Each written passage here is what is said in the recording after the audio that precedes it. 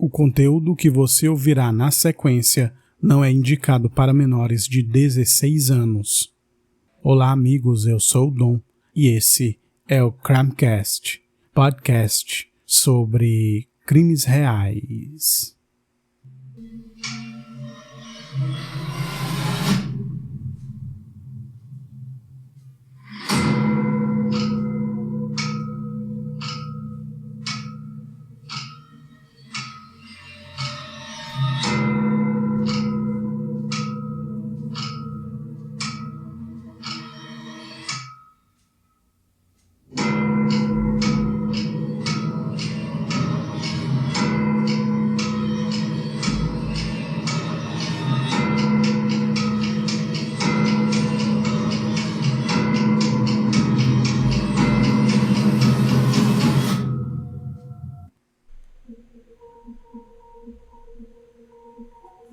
É isso, amigos, mais um episódio aqui no Crimecast e hoje a gente vai para o episódio 104, né? Vai ser um mini episódio, como eu tinha prometido para vocês aí no episódio anterior, né? Eu vou falar aqui sobre o caso das crianças desaparecidas no Maranhão, que já fez um mês aí, né, que as crianças desapareceram. Uma das crianças, vocês sabem, ela voltou poucos dias depois, mas as outras duas, as mais novas, elas não retornaram. E também sobre o caso da corretora que desapareceu lá em dezembro, ali de uma forma meio estranha, dentro de um condomínio e que teve um desfecho trágico aí. Eu vou repassar para vocês aqui todo esse caso da corretora, tudo o que aconteceu desde a época que ela desapareceu e depois o que foi sendo relatado e o que a polícia foi descobrindo depois e o que ainda falta também ser esclarecido nesse caso, que é absurdo, né? Um caso horrível aí, eu vou contar para vocês aqui. Então, amigos, antes disso, né, como sempre, pedir para vocês seguirem o perfil do Crimecast no Instagram e se inscreverem no canal do YouTube, tá? Após esse mini episódio, né, em alguns dias aí também, vou postar a segunda parte do caso Andrea Yates. Vocês que já ouviram aí o episódio 103 foi a primeira parte, né? Então é isso, amigos, a gente vai para o mini episódio sobre esses dois casos acontecidos aqui no Brasil. E aí, amigos, eu vou começar pelo caso da corretora. É um caso que chamou bastante a atenção porque ela ficou um bom tempo desaparecida, né? E depois aí foram sendo descobertas algumas coisas que tinham acontecido que até então não era do conhecimento da polícia, inclusive, né? E o que a família também foi trazendo para esse caso. Então, amigos, para eu começar a falar sobre esse caso, eu vou contar desde o início, baseado aqui numa matéria do G1 Goiás. E essa matéria tem aqui bastante informação sobre todo o caso, tá? Ela é aí de um dia atrás e eu vou começar trazendo para você a informação, né? Esse caso ele foi muito noticiado, vocês devem ter ouvido aí nos últimos dias, nas últimas semanas, mas eu vou começar contando aqui sobre o dia que ela desapareceu. Olha só. A corretora de imóveis Daiane Alves Souza desapareceu na noite de 17 de dezembro, quando desceu até o subsolo do edifício Ametista Tower, localizado dentro do residencial Golden Termas, onde mora e administrava 6 imóveis da família. A filha, uma adolescente de 17 anos, morava com a corretora, mas não estava no prédio no dia do desaparecimento. À época, a família contou que vídeos enviados pela corretora para uma amiga mostravam Daiane deixando a porta aberta quando entrou no elevador, o que indica que ela tinha a intenção de voltar logo. Quase um mês depois do desaparecimento, uma força-tarefa foi criada para investigar o desaparecimento de Daiane. Kleber foi ouvido durante as diligências realizadas pela Polícia Civil, que ouviu cerca de 22 pessoas. Ele negou o envolvimento no desaparecimento da corretora. Então, amigos, esse caso, ela administrava esses apartamentos e faltou energia ali no apartamento que ela estava. E eles tinham o hábito de, sempre que acontecia isso, descerem até o subsolo para religar essa energia.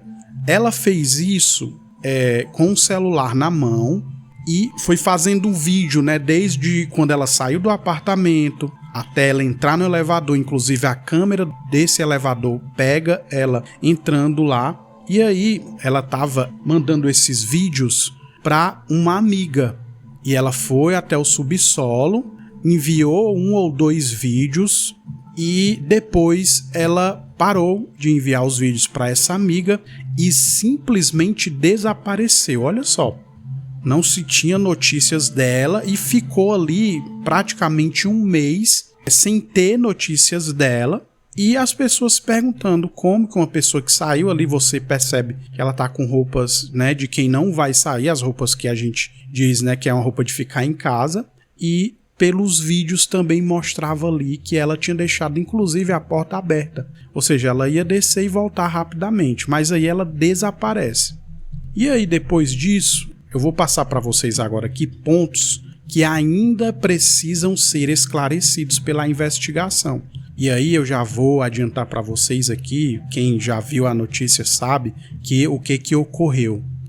Se descobriu que ela tinha um desentendimento ali com o síndico desse edifício, né, desse condomínio, e foram sendo relatados ali para investigação, que obviamente depois de tanto tempo desaparecida virou ali uma investigação de possível crime, né? Não fazia sentido ela desaparecer daquela forma. E aí esse síndico, ele foi ouvido junto com mais de 20 pessoas, e depois de algum tempo ali de investigação acabou se descobrindo o que todo mundo temia, né? Que ela estava morta.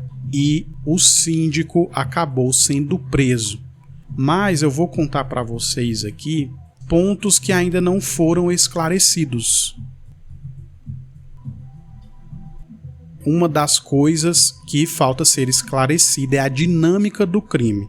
De acordo com a matéria, é dito o seguinte: a Polícia Civil ainda não concluiu como ocorreu a dinâmica do homicídio. O inquérito segue dentro do prazo legal e depende da finalização de laudos periciais para esclarecer a sequência dos fatos, desde o momento em que Daiane desceu ao subsolo até a ocultação do corpo.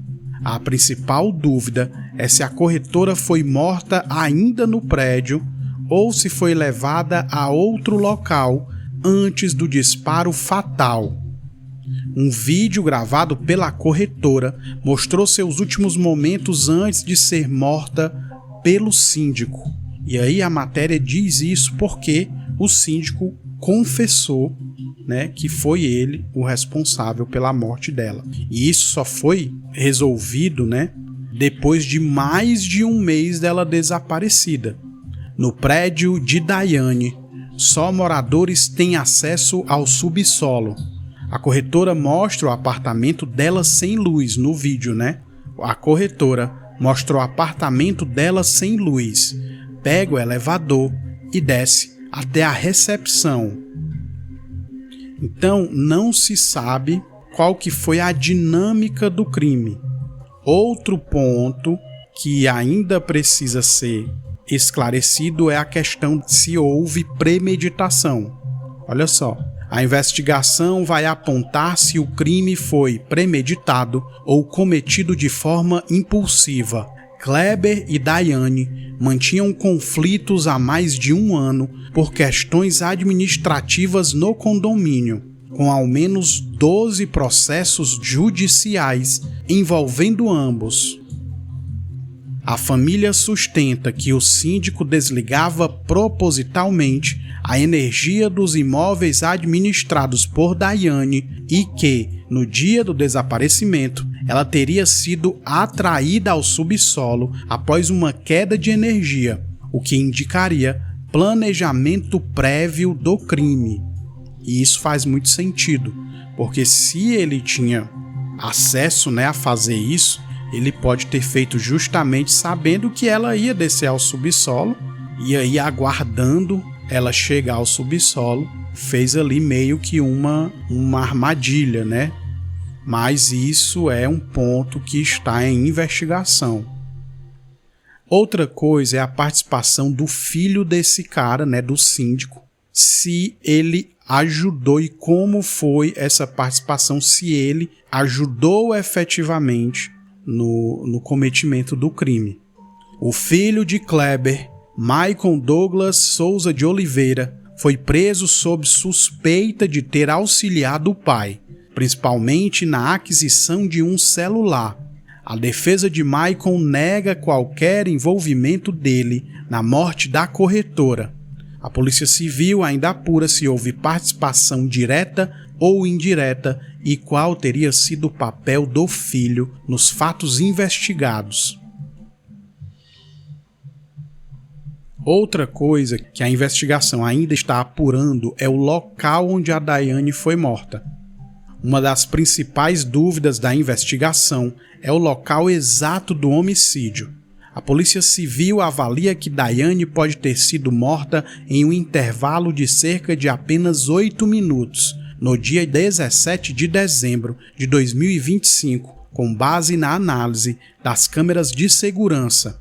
Ainda não está definido se o disparo ocorreu no prédio ou em outro ponto, possivelmente no local onde o corpo foi encontrado. Outra coisa, a arma do crime. Após a confirmação de que a morte foi causada por um tiro na cabeça, a polícia agora concentra esforços para localizar a arma usada no crime. Kleber teria indicado que jogou a arma de uma ponte próxima ao local onde o corpo foi encontrado, segundo a família da vítima.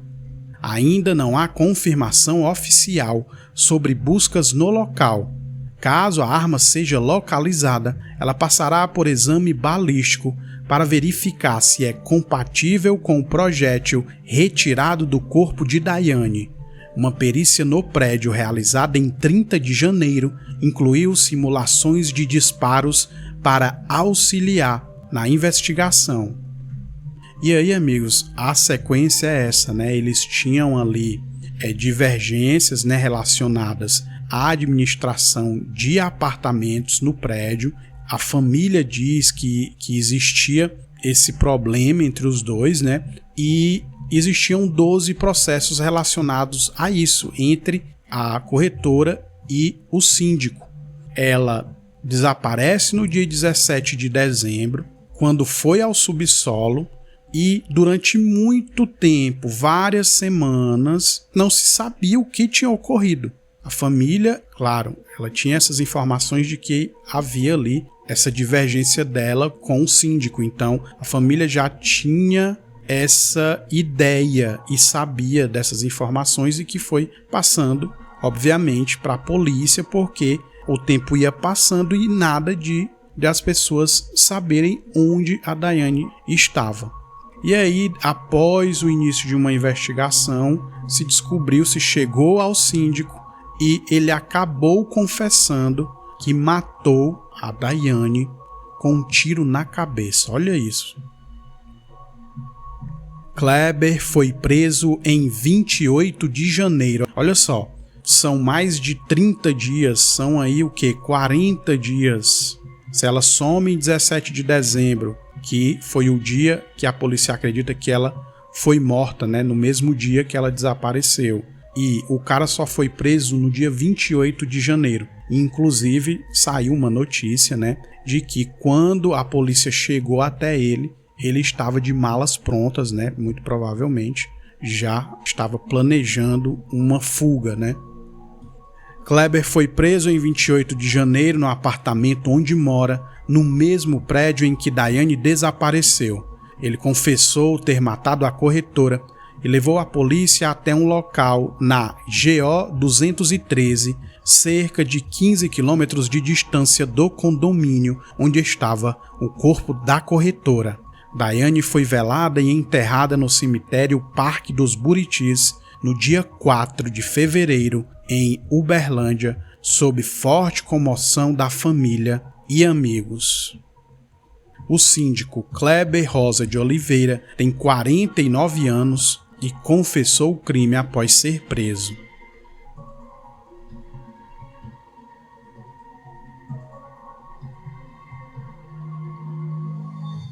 E aí, amigos, para a gente terminar aqui, tem mais um trecho que eu quero ler para vocês aqui para saber como exatamente está a investigação. Sem a conclusão do inquérito policial, ainda há dúvidas sobre a dinâmica do crime e se Daiane foi morta no prédio, no momento que foi interceptada, ou no local onde o corpo foi encontrado. Ou seja, a dinâmica é a seguinte: isso é uma tese, é uma possibilidade. O síndico desliga a eletricidade do apartamento da corretora, imaginando, que ela, obviamente, desceria para o subsolo. É exatamente isso que acontece. E aí o que chama a atenção, é que ela, ao descer, já começa a fazer vídeos. Ou seja, eu tenho uma percepção de que talvez ela já tivesse ali se precavendo de algo.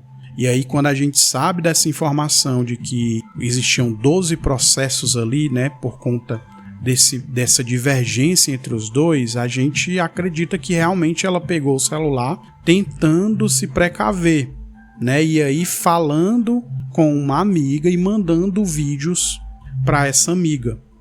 As câmeras pegam ela descendo para o subsolo e, ao chegar no subsolo, na tese, na possibilidade que existe para a dinâmica do crime, é que ela tenha sido interceptada lá no subsolo, onde não tinha câmera, e a dúvida é se ela já levou um disparo, mas a gente fica imaginando, será que no subsolo as pessoas ouviriam, ou será que o subsolo era um local ali tão distante dos apartamentos que ninguém ouviria?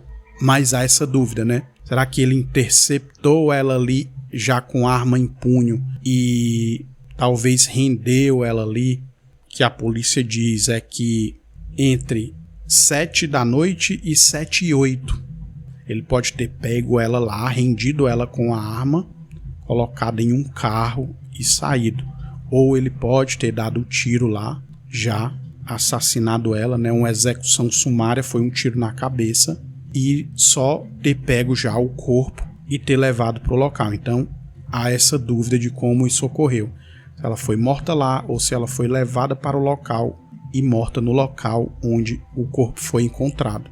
E aí há essa questão de se o filho do síndico ajudou, se ajudou de forma direta, de forma indireta, ou se não ajudou de nenhuma forma. O síndico diz que não, que o filho não ajudou e diz que levou o corpo dela sozinho e que matou a Daiane sozinho e levou o corpo para cerca ali de 15 quilômetros do prédio. Então esse caso, amigos, é um caso que choca, e chama muito a atenção, como alguém que morava no mesmo local ali, no mesmo prédio, e por uma questão tão banal, tirou a vida de uma mulher, levando aí tanto sofrimento para a família. A outra coisa, a arma do crime ainda não foi encontrada, que foi noticiada que essa arma que o síndico teria dito jogou num local perto de uma ponte, não foi encontrada. E eu tenho aqui a nota da defesa do filho do síndico, que diz o seguinte: na qualidade de defensores constituídos de Michael Douglas Souza de Oliveira, os advogados vêm a público esclarecer os fatos relativos à sua prisão temporária, ocorrida no âmbito das investigações que apuram o falecimento de Daiane Alves. Inicialmente, é imperativo destacar que Michael Douglas não possui qualquer envolvimento direto ou indireto com o crime em questão, cuja autoria já foi confessada exclusivamente por seu genitor, Kleber Rosa de Oliveira, em ato que não contou com auxílio ou prévia ciência de Michael. Na data de ontem, isso foi 29 de janeiro, Michael foi submetido à audiência de custódia e posteriormente prestou depoimento perante a autoridade policial. Durante o interrogatório, o investigado respondeu a todos os questionamentos de forma transparente e satisfatória, colaborando ativamente com a elucidação dos fatos e negando veementemente qualquer participação no trágico evento. E tem uma nota também da defesa do Kleber.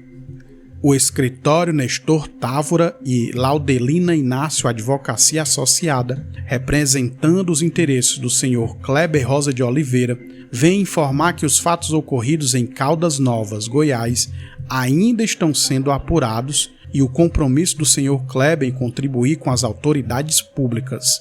Ressalte-se que o senhor Kleber ainda não foi ouvido pelo delegado responsável e aguarda a realização da audiência de custódia. Além disso, a defesa salienta que não há qualquer envolvimento do filho Michael Douglas de Oliveira na morte da senhora Daiane Alves de Souza. Essa é uma questão que tem que ser investigada, né? Obviamente, um pai, ele não vai querer, né, que um filho seja indiciado por um crime tão sério, né, por um homicídio, mesmo que seja com uma participação indireta.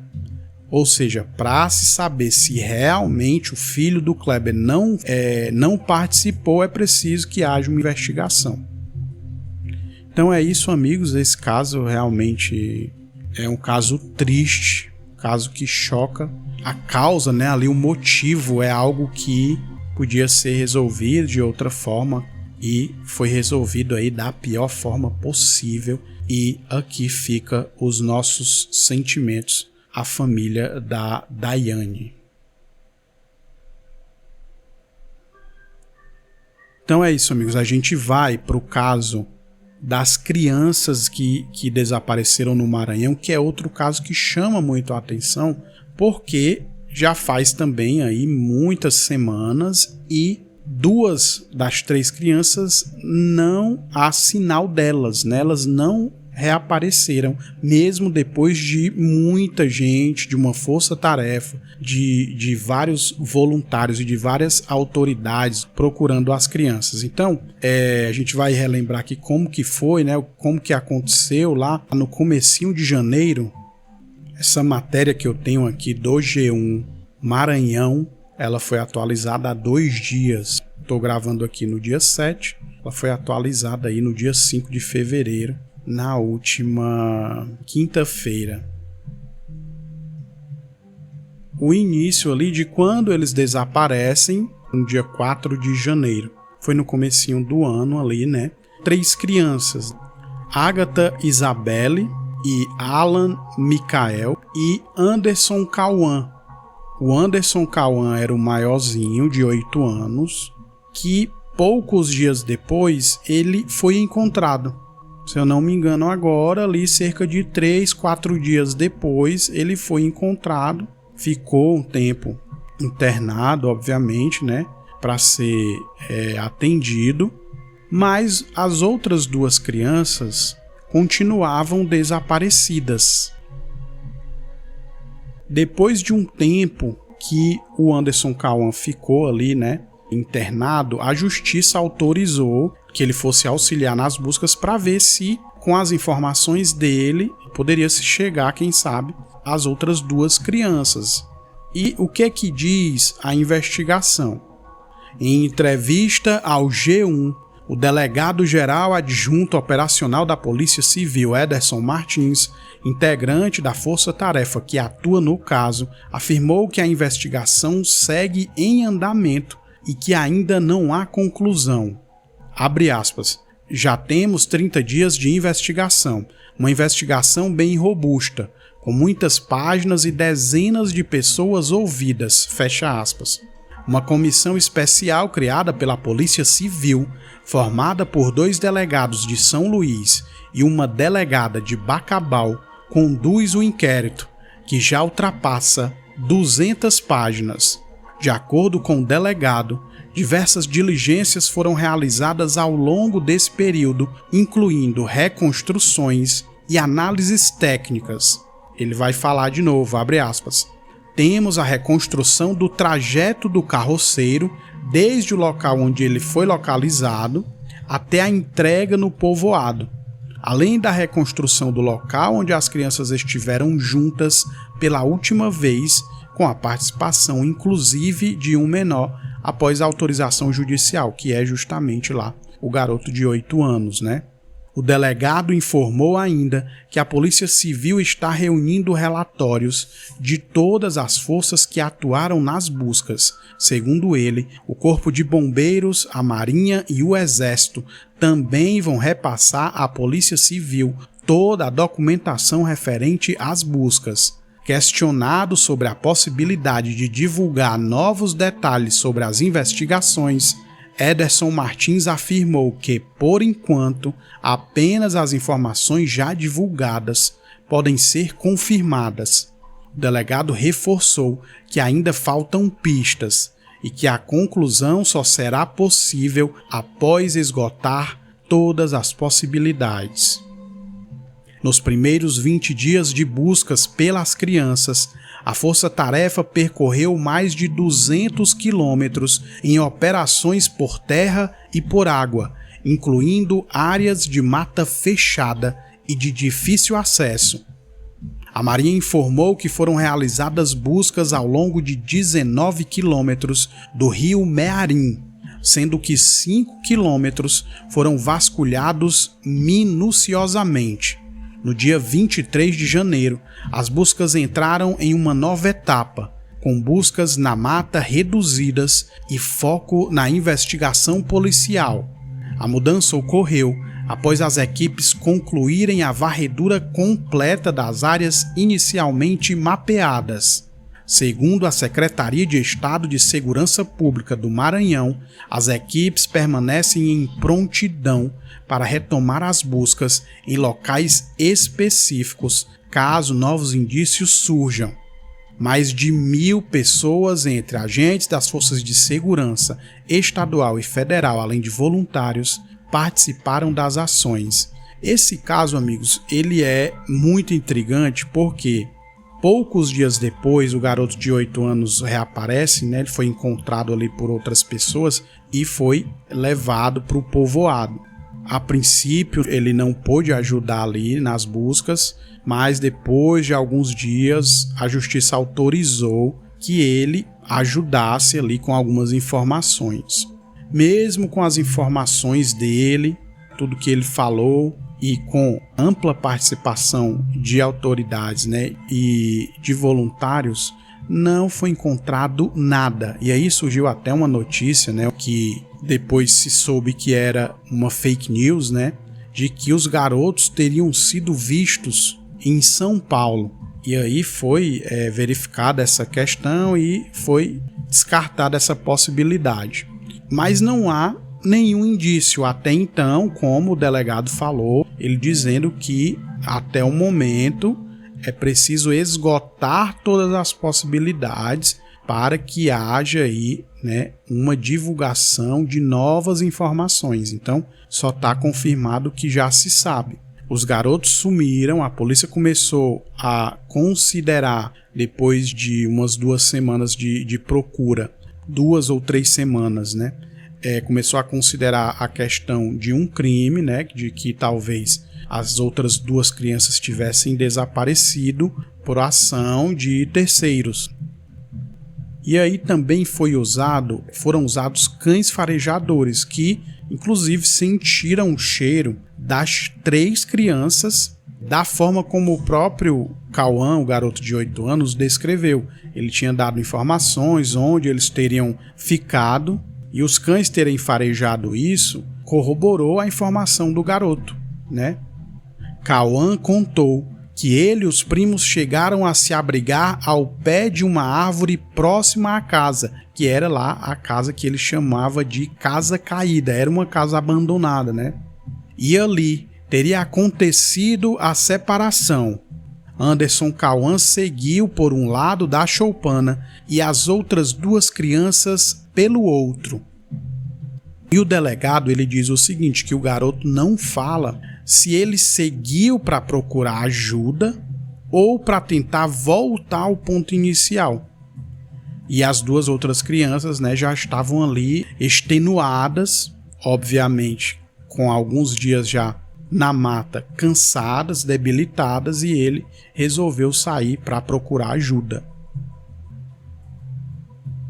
E aí, nesse caso, amigos, eles acionaram o protocolo Amber Alert, né, que é um protocolo usado aí no caso de desaparecimento de crianças, né? O Ministério da Justiça e da Segurança Pública, ele usou isso, que eles colocam fotos das crianças e informações de onde eles foram vistos pela última vez, né? A descrição, cabelo, roupa, e isso é divulgado, né, de forma massiva nas redes sociais para ver se alguém tem alguma informação, né?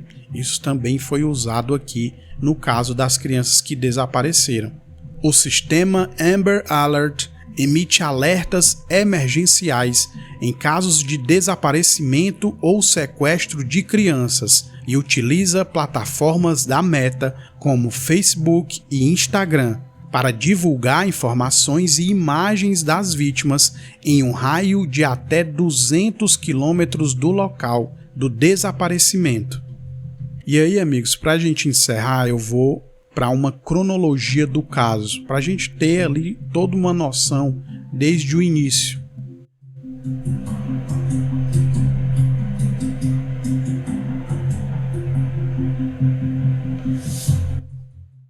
A cronologia é o seguinte: 3 crianças, Anderson Cauã, de 8 anos, Agatha Isabelle, de 6 e Alan Michael, de 4, desaparecem no dia 4 de janeiro, e era um domingo. 15 horas, as 3 crianças desaparecem ao brincar na mata no quilombo São Sebastião dos Pretos, zona rural de Bacabal, Maranhão. 5 de janeiro, segunda-feira, operação de busca formalizada com a Polícia Militar, Polícia Civil, Corpo de Bombeiros e moradores. Uso de helicópteros, cães farejadores e drones. 6 de janeiro, terça-feira, buscas intensificadas com reforços técnicos e equipamentos. Terreno de mata e áreas alagadas era o foco das buscas. 7 de janeiro, na quarta-feira já, Anderson Cauã é encontrado vivo por um carroceiro a 4 quilômetros do local do desaparecimento. Segundo relatos preliminares, ele mencionou ter passado por um lago com os primos. 8 de janeiro, quinta-feira, equipes encontram roupas, short e sandália em mata próxima ao resgate. Investigação confirmou ser as roupas e sandália de Anderson. No mesmo dia, 8 de janeiro, recompensa de 20 mil anunciada por informações sobre Isabelle e Michael. 9 de janeiro, sexta-feira, as buscas seguem em áreas de mata fechada e lagos. Governador e forças integradas reforçam ações. Intensificação dos trabalhos com equipe especializada de perícia e psicológica. 10 de janeiro, um sábado, 7º dia de buscas. Exército e Batalhão Ambiental entram oficialmente nas operações. Cerca de 340 pessoas envolvidas entre forças de segurança e voluntários. 11 de janeiro, domingo, Força Tarefa segue. São 600 agentes e voluntários. Relatos mencionam discussão sobre possíveis irregularidades nas buscas nas redes da comunidade. Peritos do Instituto de Perícias para Crianças e Adolescentes chegam ao local. Novas peças de roupas infantis são encontradas. Isso dia 11. 12 de janeiro, uma segunda-feira. 9º dia de buscas, sem localização de Isabelle e Michael. O comandante afirma que a operação não vai parar até encontrar as duas crianças. Uso de drones térmicos, cães, aviões e equipes técnicas mantido. Roupas encontradas dia 11 de janeiro não são das crianças, conclui a polícia. Ou seja, foram encontradas roupas, mas somente as roupas do Anderson foram encontradas primeiro, né? Um short ali e uma sandália. Se confirmou que era dele. As outras roupas que foram encontradas foi confirmado que não eram das outras duas crianças. Então, já se passa aí mais de um mês e os familiares não têm ainda informações do que pode ter ocorrido com essas crianças. E aí eu vou ler para vocês aqui o relato da mãe das duas crianças que ainda não foram encontradas.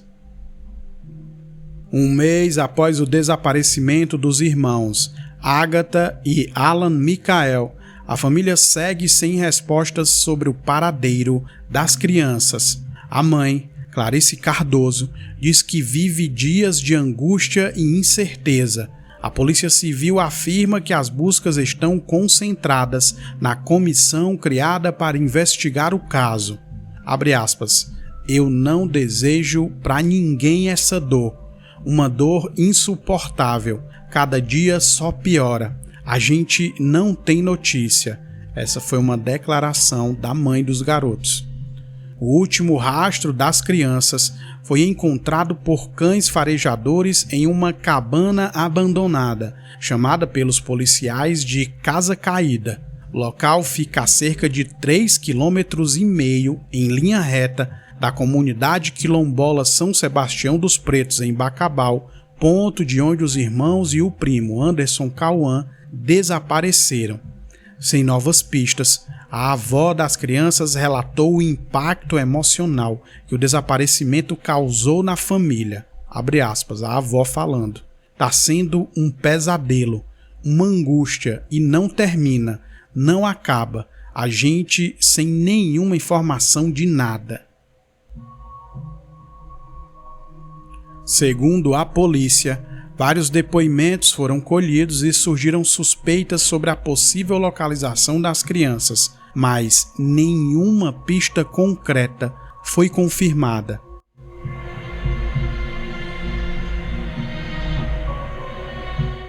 Então, amigos, é triste saber, cara, que duas crianças tão pequenas, né, 6 e 4 anos, cara, estão aí, só Deus sabe aonde. É difícil imaginar que não tenha uma pessoa envolvida. Não há ainda indícios disso, mas as roupas deles, das duas crianças, não foram encontradas. Toda a varredura que foi feita pelos órgãos aí, né, pelos agentes e pelos voluntários, que inclusive foi usado até um sonar, né, para meio que verificar ali em lagos se de repente as crianças tivessem caído ali e acontecido o pior, mas nada foi encontrado. Então não foi nada encontrado nos lagos, na mata, mesmo depois de uma varredura muito ampla e num determinado ponto ali, numa determinada área feita de forma minuciosa. Então a gente não sabe o que imaginar. Mais de um mês, né? Fez um mês agora, 4 de fevereiro. Essa matéria aqui que eu leio é do dia 5. Então faz um mês e não se tem nenhuma notícia, né? Porque o Anderson, que foi o que voltou, ele voltou ali coisa de 3, 4 dias depois do desaparecimento. E as outras crianças já têm aí bastante tempo e nada foi encontrado. Então a gente vai continuar torcendo para um final feliz. Nesse caso vai ficando difícil, vai ficando complicado acreditar, mas até que as crianças sejam encontradas, a gente vai torcer para que elas estejam com vida. Então é isso, amigos. Eu queria realmente trazer esse mini episódio para vocês sobre esses 2 casos, porque me chamou muita atenção. 2 crianças há mais de 30 dias desaparecidas, né, sem nenhum vestígio ali, sem algo para ter noção ali do que realmente pode ter acontecido. E o caso dessa corretora morta pelo síndico do seu próprio edifício, né? Como eu tinha dito para vocês lá no outro episódio, né, o meu microfone deu problema justamente quando eu estava gravando esse mini episódio, então eu quis trazer para vocês aqui e em breve, né, em alguns dias volto com mais um episódio para vocês aqui no Crimecast e vou ficar trazendo aqui sempre bastante conteúdo para vocês sobre esses casos, tá? É isso, amigos, até daqui a alguns dias aqui no Crimecast.